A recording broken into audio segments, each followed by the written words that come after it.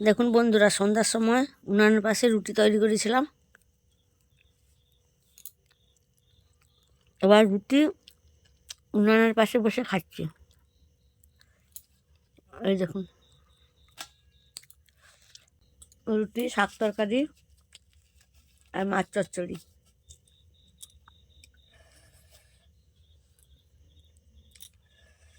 উনানে রুটি ভেজেছি,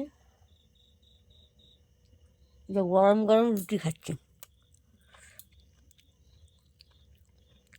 দারুণ লাগছে কিন্তু।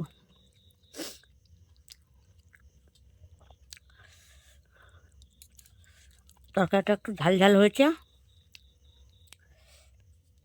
ব্যাস, ঠান্ডার সময়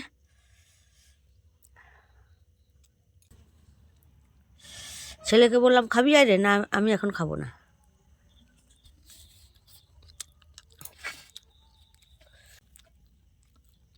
খেতে খেতে বোনকে ফোন করলাম, ভিডিও কল করলাম, বোন ফোনটা তুললো না।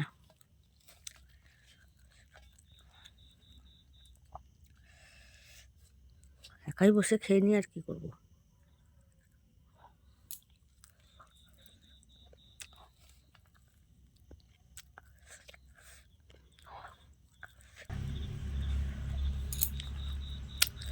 আজকের মতো খাওয়া দাওয়া শেষ।